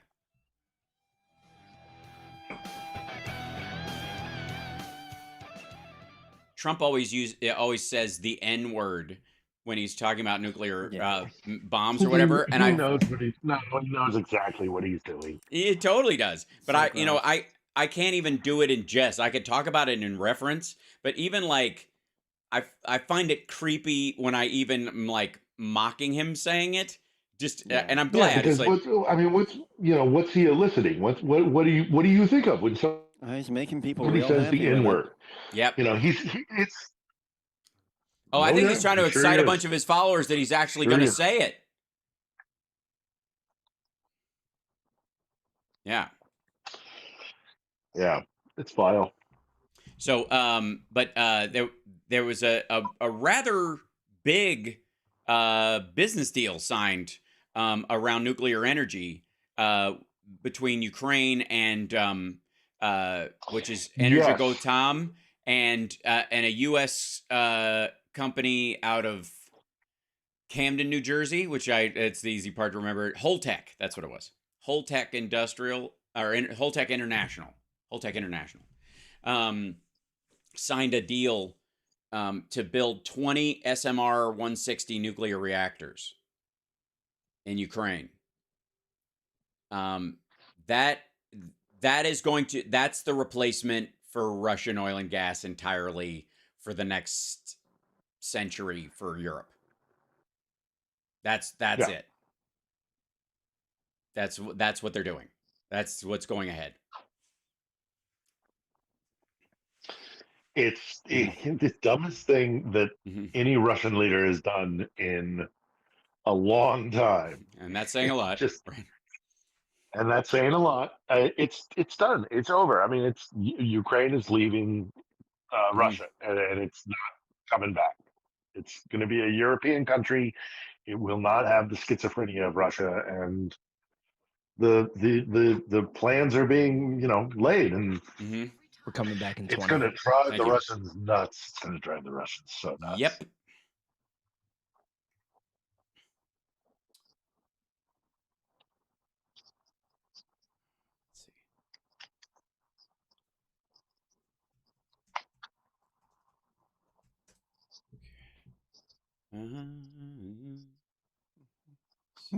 This is Damian Perdue of Think Theory Radio, Saturdays at 6 p.m. You're listening to Hal Sparks' radio program, Mega Worldwide. I thought there was going to be like a new one every break. I was so excited. You want more, Hal? We'll give you more. Hal Sparks radio program, Mega Worldwide on Chicago's Progressive Talk, WCPT 820. Hoo-yah! Welcome back to the show. So, we were just talking during the break about how when Trump makes that N-word reference, it just creeps us all out. It's just so gross. And I think the whole thing's predicated on Trump just wanting his audience to think one day he's just gonna say it. And the reality is that there's a group of people in his audience that would cheer so loudly if he just said it. But then he dodges out and brings up nuclear power. And he brings up specifically nuclear weapons because that's for some reason he wants to pretend that he didn't, have this basically game between him and Kim Jong-un where they were threatening each other with buttons and little rocket man and blah, blah, blah. But, all of a sudden when it's another president in there, if another leader brings it up, suddenly it's our fault. It's just goofy. But in the process, one of the reasons why we're in this mess and why Russia's been able to finance itself for a very long time is because of the oil and gas industry providing energy for most of Europe. And a deal was struck by Energoatom, which is a Ukrainian state energy company, and Holtec International this week, which is they have a British office, but they are centered in Camden, New Jersey, of all places, to build 20 nuclear reactors inside Ukraine over the next, I guess, decade. Also elsewhere, probably not all 20 of them are going there, probably, 10 of them, and then a few others in areas that, Ukraine will partner in the building of them, because once we get good at building these things, we can build one in France, is the theory, I think, for both energy groups. But this single act, as much as people bristle at nuclear power, And if you look at what the Swedes and the Norwegians have done with their nuclear power, they're pretty good at getting rid of their waste by burrowing down into the earth so far that there's way nastier stuff than nuclear waste below them. Far enough down where you can put the spent stuff down there. These will be built, in theory, on the same general principle. But 20 of them, this will replace the entire energy needs of Europe that they were getting from Europe, perhaps part of even what they're getting from Norway and Finland as well, are drawn from there. This is basically, Ukraine turns into an energy farm if this, it happens. Phase 1 has been signed off by the State Department. They have okayed it. 20 SMR 160 nuclear reactors. That's the biggest group of nuclear reactors built in, ever, I think, but certainly the largest number since they started building them 50, 60 years ago. Mm-hmm. There's a lot to unpack with this, and not so. Ukraine has a muddled history with nuclear power, given that this is the territory where one of the world's worst nuclear accidents happened in Chernobyl. That is very much still living memory here in Ukraine. The fact that one of Europe's single largest reactor is here in Zaporozhye. Yep. But then also there are very sophisticated, intelligent nuclear power technicians here who know what they're doing. There is potentially the desire to move away from Soviet model nuclear reactors to more modern reactors. And then, of course, there's the European question of energy and their energy, their energy needs, and their whole history of nuclear power, where one country would abolish using nuclear power stations, but they would be on the grid with a neighboring country that does have nuclear power. So, are you really not engaging in nuclear power? That may be the case here with 22 of these plants. But at the end of the day, what also is important to recognize is that this is a clear indication that everybody is recognizing that the future of Ukraine lies in Europe, not part of a Russian power sphere. This is that Europe and Ukraine, as was stated yesterday at the Ramstein meeting, everybody's looking at the fact that eventually when this war is over, whatever it's going to look like, that there will be a nation state called Ukraine that will be part of Europe. It will not be tied to Russia. It will have its own identity. It will have its own, self-determination and its own place on the world stage. And it won't be just like, Russia light, which is kind of what everybody used to think about when it came to Ukraine. It will have its own identity. That's what I take away when I think about the prospect of that. Other things as well. But right. There's I think it's important. Right. There's a one of the biggest actions we can possibly do in the world for decarbonization and getting away from fossil fuels that doesn't involve the deaths of hundreds of thousands, if not millions, if not billions of people, is nuclear power. There is no other way around it in the needs of the modern world. Period. End of story. The only way we're going to solve this is to innovate our way out of it. And in terms of the energy needs, as far as damage versus benefit, if we're going to overtake the amount of carbon we're putting into the environment, period, end of story. As the developing world, electrifies itself, as India electrifies itself, as China electrifies itself, to balance out the use of coal and other fossil fuels in those countries, which short of bombing them, we are not going to stop them from doing. Nuclear power is the only way to do it. And I was shocked by the directness of this around that plan, where they were like, yep, we're serious about decarbonization. This is going to replace that energy source, effectively nullifying the worth of Russia as a country, as an energy producer for all of Europe for all time.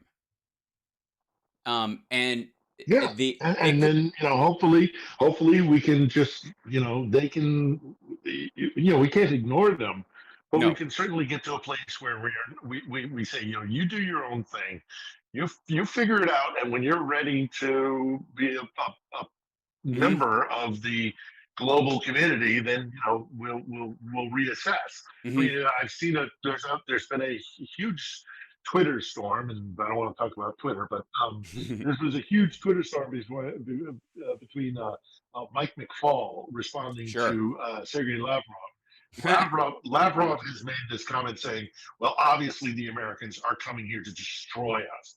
And McFaul's response was like, man, if you didn't do things like invading Ukraine, we would leave you to your own devices. Nobody wants. Nobody cares. Nobody. Nobody wants. Yeah, we don't. And that ticks them off no end. It's not the idea that people are coming to get them. It's that they can be ignored.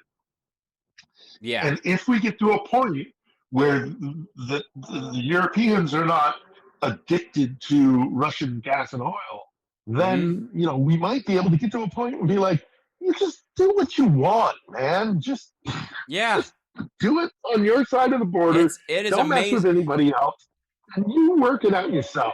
Well, I would argue, but that ticks them off. That ticks them off because how dare you ignore us? I mean that's what Lavrov's thing was, and McFaul's thing was. We got. I want to grab some questions. Lavrov saying, you want to get us? McFaul saying, actually, no, we'd ignore you if we could.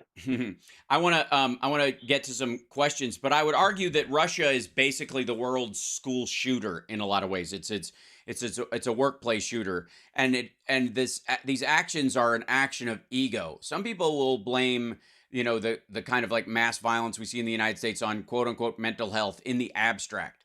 And we can debate about whether, narcissism, like malignant narcissism is a mental health issue, is a characteristic of a person's ethic or a mental disease at some other time.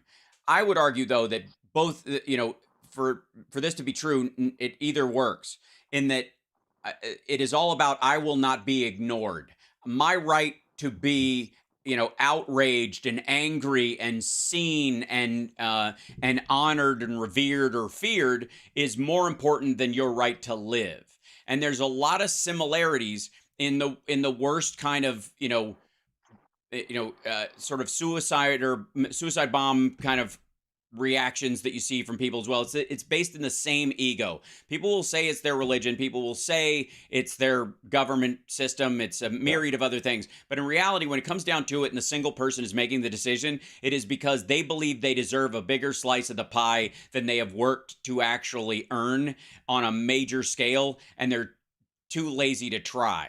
And so in the case of, Putin and that ilk, I honestly think they have more in common with workplace shooters in their decision-making process than they do with, Genghis Khan claiming land again.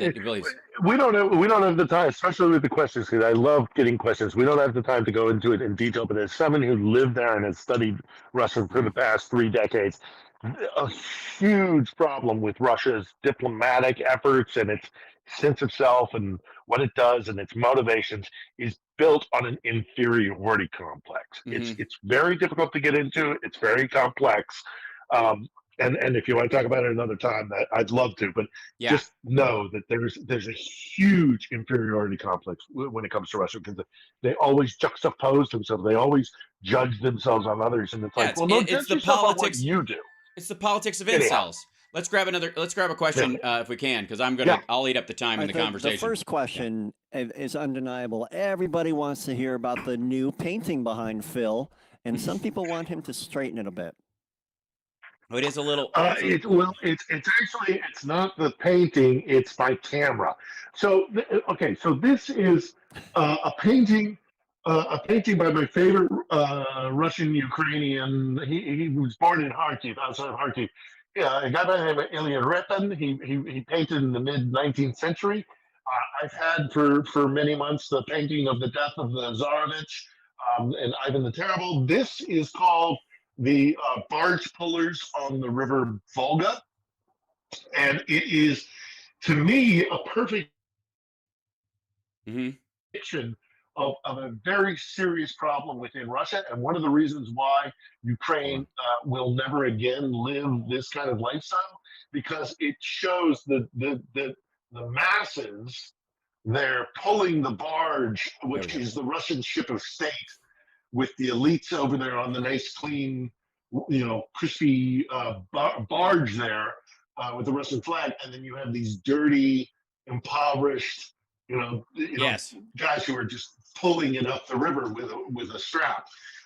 The Russians know this is part of, and maybe I can tie this into the inferiority complex a little bit, because the Russians are aware of their own inadequacies. They are aware of how their state doesn't work properly unless it is despotic. Mm-hmm. If you put enough vodka into them, or if you get to be friends with them enough, and they get to a point where they feel that they can trust you, they themselves will tell you the problem. I mean, Ripon is showing it right here. He's showing exactly why the Ukrainians refuse to live under the thumb of Moscow, and the Russians know it themselves, and they're just. I'm going to say something controversial, but I'm going to stand by it. They're too darn lazy to change what they know the changes that need to be done. They know exactly what we're nihilists, Lebowski. We believe in nothing. Let's take a break, and we'll come back with more questions. It's the House Parks Radio program, Mega Worldwide.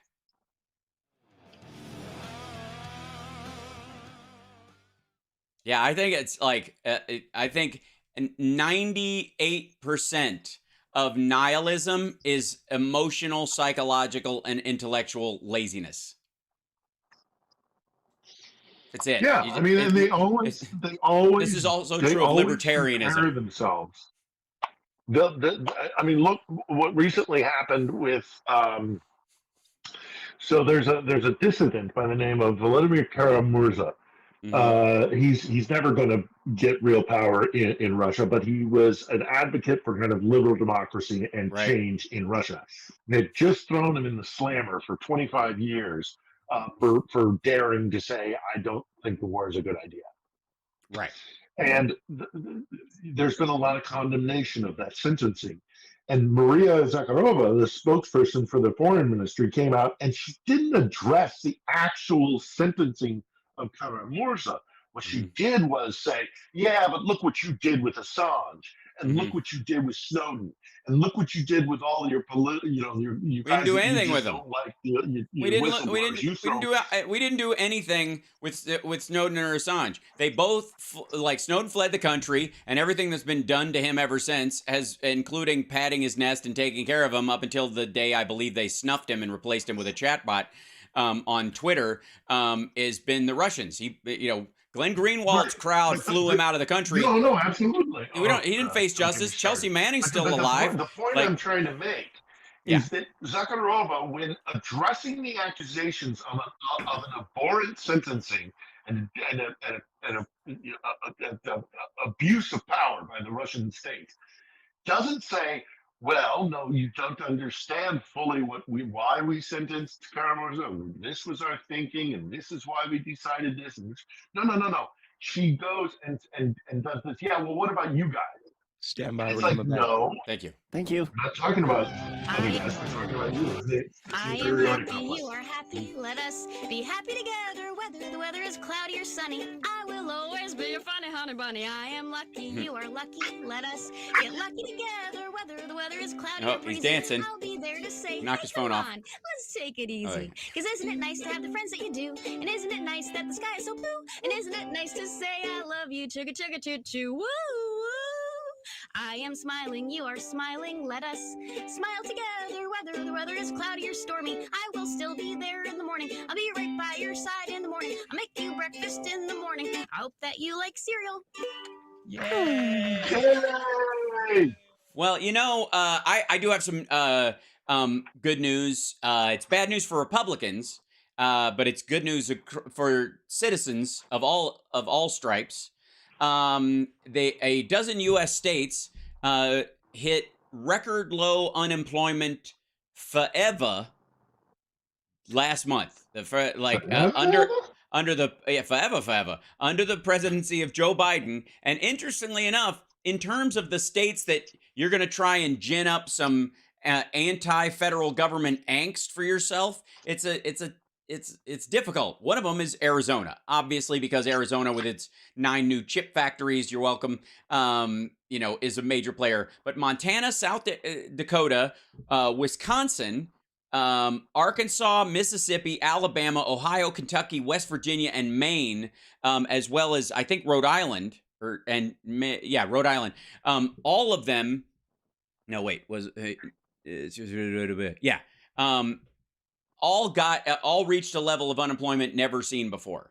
I think South Dakota, Nebraska, and North Dakota, their rate is 2%. And in states like Wisconsin, which hit 3% for the first time ever, Florida's at 3% as well. But it had already hit that years ago. It's been around that back. By the way, the reason Florida has a way lower one was because my grandfather was responsible partly for bringing soldiers home after World War II and relocating them and letting them settle for a bit, get the help they need. Some of them needed mental counseling and some of them needed physical therapy, and some of them just didn't have a place to live after they came back. So they went to these apartments that the government set up in Florida, and some of them just stayed, but they all had jobs while they were there. So there's a period where, like post World War II, and into the 60s, that's why Florida was this kind of pristine, easy living place, because there were a bunch of people down there that never had to pay any rent and were good people who worked very hard and were respected by their neighbors. So it was a nice mix of humans, and Florida benefited from that. And I think they had a 1.5% unemployment at that point. It was like minuscule. It was crazy. Anyways, that's really good news. If you are running on a prosperity and peace concept as far as the Biden administration. And we are, we got another year and a half, roughly, before the elections, and those things are only going to get stronger and stronger. That's right. In my estimation. My story, I'm torn about my story between 3. And I think I know the one, but I'm going to mention that there's a great video that's trending of Ukrainian soldiers on the front lines. They had a band showed up, and they did a dance party on the front lines, which, is kind of like, if you guys are facing, if they really think that they're the imminent defeat or whatever, you don't have dance parties on the front line. The other one is I'm about to put out a vlog about a really interesting guy who's lived in LA, learned how to do sushi and ramen, and then he came back to Ukraine, started a chain of restaurants. He's extremely successful. War started.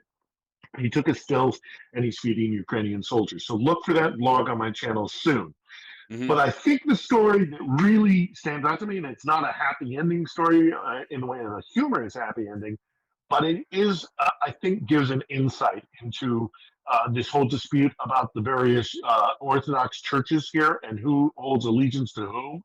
There was a transfer that was initiated between Ukraine and Russia, in which a single Ukrainian Orthodox church member, now that's the church in Ukraine that is still beholden to the system in Moscow, single priest was swapped for 28 soldiers. Whoa. So the argument that the Ukrainian Orthodox Church is some sort of independent body and not beholden to Moscow kind of goes out the window. Yeah. You don't trade that's a Victor Boot like trade. Yeah. Yeah. Yeah. I mean, again. Worse. Far worse. Yes. So Griner, I was happy to see Griner go, even though I had my issues with Boot. This is a clear indication that Moscow values this one priest. Yeah, I meant scale-wise. I wonder why that might be. Yeah, I just meant on the scale of it. Like, if that's the kind of person you are willing to trade that much for, that says a lot. Exactly. And I don't know if Johnny Million, other than he has twitch.tv/itsjohnny million and youtube.com/itsjohnny million. I think that's right. Am I right?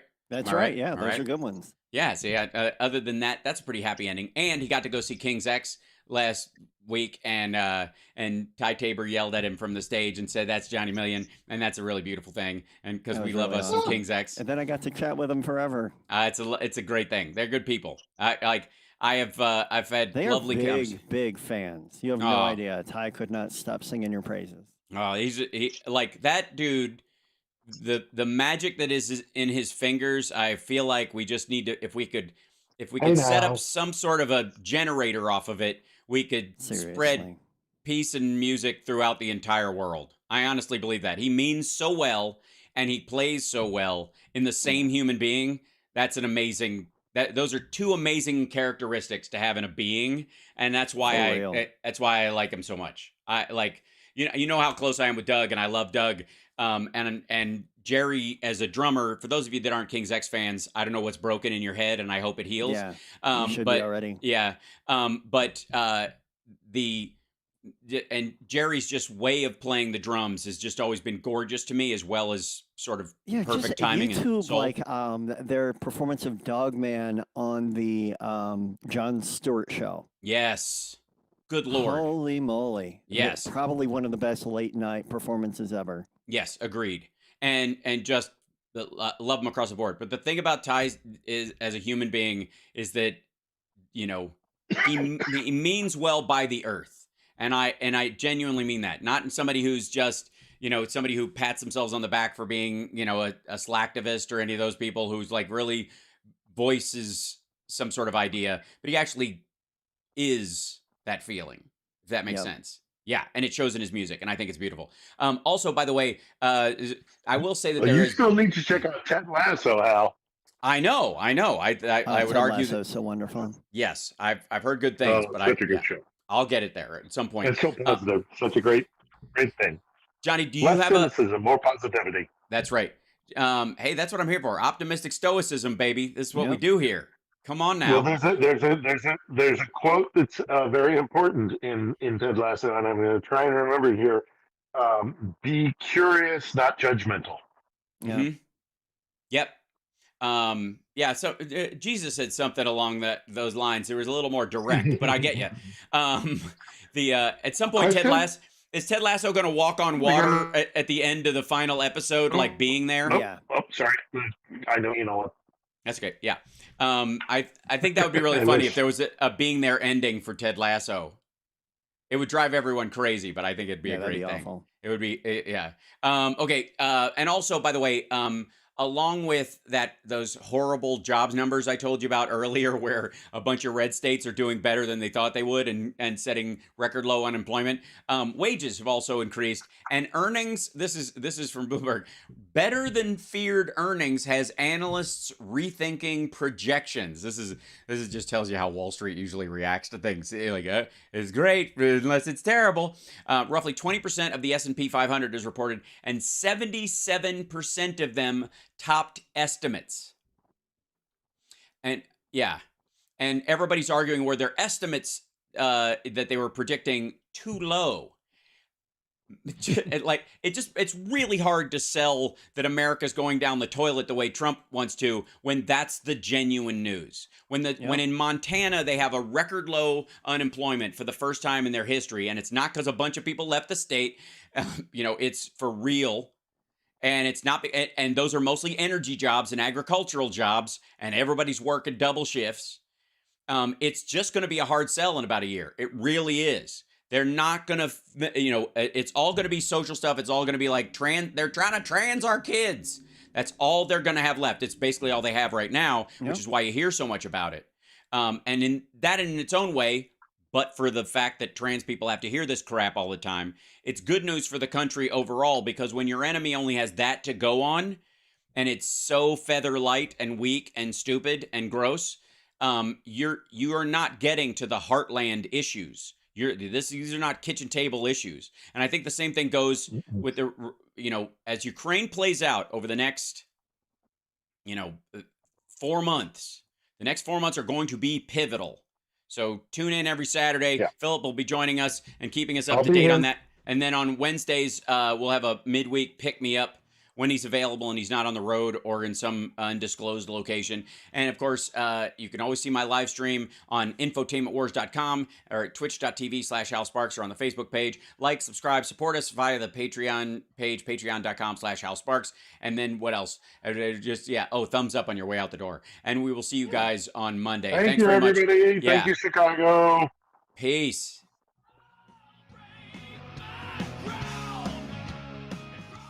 There we go. Super. Yeah. So thanks so much. And I guess like I have a anybody got to rush off, or should we do a question or two? Do you have another? I think we got a couple of questions. I got time. It's 9 o'clock in the evening here. I've already eaten, so I've got a couple questions here. From Nick Rich. What Ukrainian exports can we put on our shopping list to help support Ukraine? Really good question. I mean, if you're a drinking man, get some Ukrainian Gorokha. There's even like exclusive lines where they have like, Saint Javelin for the anti-tank weapon, and there's a Cossack holding a javelin. If you are a guy who likes to look sharp, you get yourself a Vyshyvanka, which is the traditional. These gentlemen both have one. It's a really good look. Go, get online. Vyshyvanka. There is a. I want to see if this is. Get yourself some pickles. All right. No, seriously though, what could you do if you wanted to buy something? Well, one of the things you could do is on Amazon, I think food stuff or something cultural. That would be my bet. Yes, on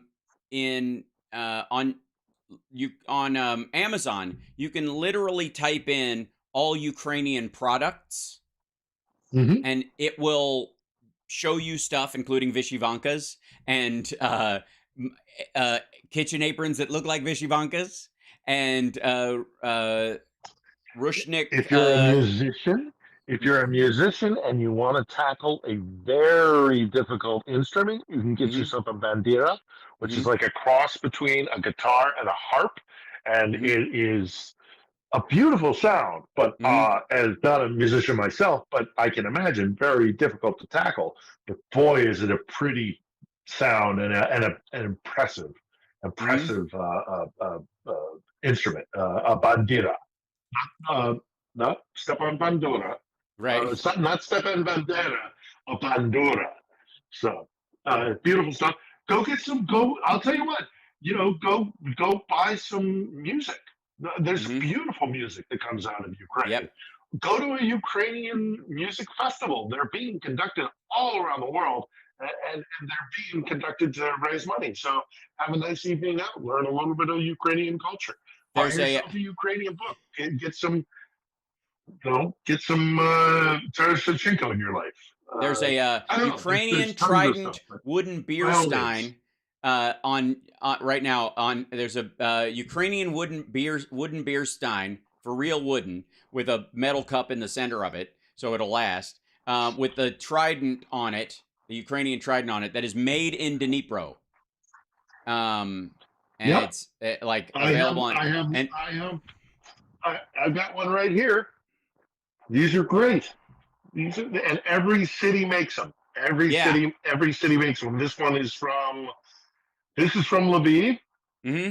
But you can get them, from pretty much every major city in Ukraine. The only thing I would say is that when you get stuff, you can check the country of origin on them, so that you aren't buying stuff that like Russians are sniping cash by selling, in the same way that the Colonel Tom Parker sold "I Hate Elvis" buttons, in the same way, where you get both sides of the market to finance yourself. Yeah, but like so the I'm people who hate watch you. Yep, exactly. Which, by the way, thanks, trolls. Hi, trolls. Hello, good to see you. Welcome. Sorry your entire world is collapsing. I wish you better days. I hope one day you find your happiness. You're miserable by your own making. I don't get it, but do your thing. You do you, boo. We're not here to yuck your yum. Okay, let's grab another question and then we'll head out. All right, hang on a second. Got one from Karma Raven. Did Phil hear that Tucker had Kennedy on? Kennedy seems like a tanky. Oh, Robert F. Kennedy Jr. Yeah. Yeah. Oh, that whole thing. Yeah, he's huge anti-Ukrainian. I had heard that had happened. I didn't watch it because I don't have time for that. Well, it's like that. It's the same reason he has on Marianne Williamson. One quick more one. Yeah. Oh yeah, no, the same reason he has on, Jackson Jimmy Hinkle. Dore. Right. Who is a child. He's never stepped foot out of the country. He's never been to Russia or Ukraine, and he pontificates. No, it's giving oxygen to stupidity. So no, I don't engage, or I try not to. One more quick one. Yeah, let's grab another one. one. More quick one from Elizabeth. They would like to know how the situation in Georgia and neighboring countries is going, kind of generally. Oh boy, not enough time. Not great. Not great. Georgia has stifled dissent. They have imprisoned Mikhail Saakashvili. It looks like they're going to kill him, which is sad. Misha had a lot of issues during his presidency. He is not a perfect human being by any stretch of the imagination. I've met the man several times. I do sincerely believe his intentions were good, and he certainly doesn't deserve to die in a Georgian prison influenced by Russia. Armenia and Azerbaijan tensions are being exacerbated by a vacuum of power from Moscow, and so it looks like the Nagorno-Karabakh is going to kick off again, or has already kicked off again. It looks like it might get worse. The Caucasus are troubled. I mean, and a lot of it's all tied together because it's all Black Sea power. But I truly love the Caucasus. They are some of the most beautiful, breathtaking mountain ranges. The people there are lovely. Georgian food. Oh, I mean, as much as I love Ukrainian food, Georgian food is an undiscovered cuisine. As a Caucasian, I appreciate that. I would just like to say for the record. Yes, not Atlanta, Georgia, but Tbilisi, Georgia. Yes, as much as I respect, the namesake of my lineage of skin tone, and yours and Johnny's, comes from those mountain ranges. Yeah, no, but Georgian food is delicious. If you have a Georgian restaurant in your area, go check it out. You will not be disappointed. It's delicious. Excellent. But anyhow, I don't want to keep either of you here too long. We'll see you on Wednesday. Al, you and I will do Wednesday. Yep. We will powwow just fine on Wednesday. Okay. And at some point, if you've got a little bit of time sometime, I know you tend to do families on Sundays, but if you got a little bit of time either Sunday or Monday, shoot me a DM. I got a couple of things I'd like to pick your brain about. Okay, absolutely. Not a problem. And also, Wednesday might be just the first hour. You might come on early and by an hour if that's okay. I'll let you know. Good seeing you. Okay. Much love. Bye, everybody. See you later. Johnny Million, you're wonderful. Okay, yeah, bye. I think what was that you wanted to say about Wednesday? Wednesday might be the first hour, come on an hour earlier, if that's all right, for the, because of timing Just give me and a some warning. stuff. Yeah. Yep, I will. Oh, good. Awesome. Okay. And will you get in touch with Connie Kelly, for Christ's sake? Jesus. Yes. I did. I already did. I already answered her. He'll work it out. She said there was no answer. 8 hours. Yeah, that's no answer. What time? What time? Answer your emails. He will. Oh, my God. We're not settling this on the air. Okay. Bye. You're free. You're all right. Take care, everyone. You're free. Cheers, Johnny. Johnny and Connie. This is don't you want me to be your administrative assistant, Hal? Jesus fucking Christ, Hal! Answer your goddamn email. That's right. That's what I've always needed. I never realized till now. Is that what assistants do? That's fantastic. Yeah. Oh, we increased the stress. Oh, that's good. Yeah. Why haven't you done this yet? What do you mean? What did I hire you for? I can't do it. Why haven't I done what? You won't let me do it. You know what you did. What'd I do? I don't know. You made a list of stuff you wanted me to do and you haven't done it yet. What? You're the worst assistant ever. Thank you. Yeah, no, but my services are yours. That's right. Stupid idiot. Why don't you waste everybody's time? That's you know what? You've sold me on it. I do want to say before we go, I can't thank you enough. We get the chat, but I don't know who's watching. I don't know any of that. Yes. So just to know that Ty would say you're like family to me because I feel like I know you because I watch this show all the time.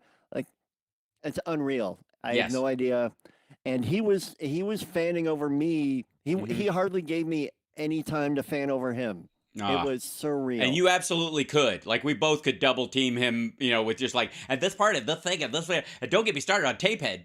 And you know what? And he was so generous with his time and just told me everything about his guitar tone from the source. Everything. Yeah. It was amazing. It was. Well, and you deserve it, and I love you, and I'm glad, and that makes me happy. And the chat room, I know that they're aware of it as well, and that's all I'm saying. Lovely. All right, I will see you. I'll see you next week, my friend. And one of these days, I've got a jam on Tuesday. Otherwise, we'd figure out some sort of thing or whatever. But we'll work out where I come on your stream at some point. It'll happen. We got to figure it out. We got to find that way of like. How we do, like, because musicians play together on streams sometimes. How the hell?